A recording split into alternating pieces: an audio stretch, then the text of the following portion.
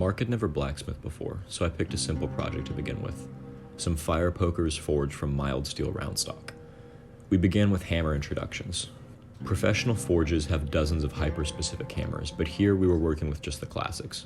Ball peens spread the steel in every direction, good for flattening and shaping, while cross peens spread the steel parallel to the blow. Beyond hammers, there are only 3 other tools necessary to begin blacksmithing: a fire, an oxygen source, and an anvil.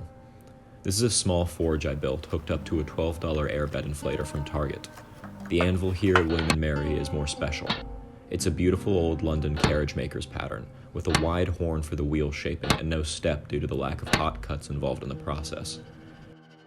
Just like hammers, anvils come in hundreds of different patterns depending on the culture and craft they come from.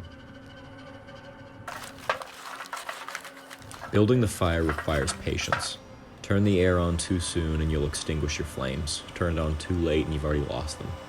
Once you catch the gap, you'll have to wait more time for the flames to catch and the fire to begin spitting between the coals. Once the steel is glowing a healthy orange, we can begin our work. First, we leant over the anvil with our swings to bring the steel to a point, rotating 180 degrees during the heat to forge both sides evenly. On the next heat, we began hammering perpendicular to our last heat to pull it out of this spatula shape. Master smiths can draw a piece of steel to a needle point in one heat, but we're going to take several heats to work on the technique of this movement. Mark caught on quickly though, forging the stock cleanly and solidly into a tight point. After this, we quenched the steel in water, a technique only possible with this mild steel. A higher carbon content would cause the steel to crack when quenched in water, but the steel is soft and won't be subject to high stress. Once it cooled to the point of touch, we flipped the steel around and began forging the shorter point that formed the curl of the handle onto the other side. At this point, Mark was having trouble swinging from his shoulder. With more experience in carpentry, he swung from his elbow as you would when hammering a nail, so I switched him to a cross-peen hammer, whose heavier weight helped correct his swing.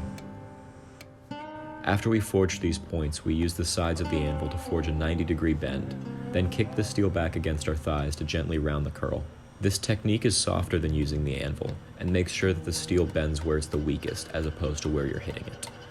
We used the face of the anvil to complete the curl before flipping the steel 180 degrees, measuring 1.5 palm lengths down, then bending it back again, just like we did on the first curl.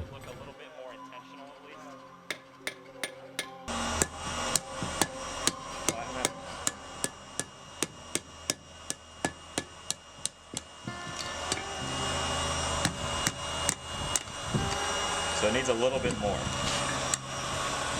which I'm going to do here.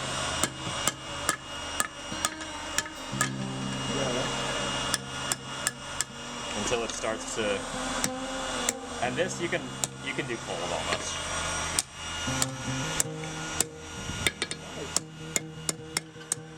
Finishing the turn on the bend, we completed the pieces and quenched them again in the water.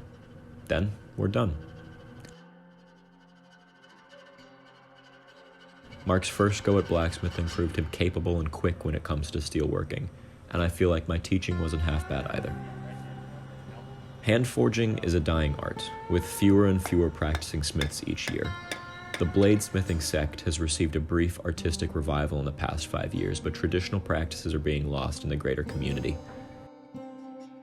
Simple techniques like this fire poker will probably never be lost, but the art form in general is in dire need of new blood.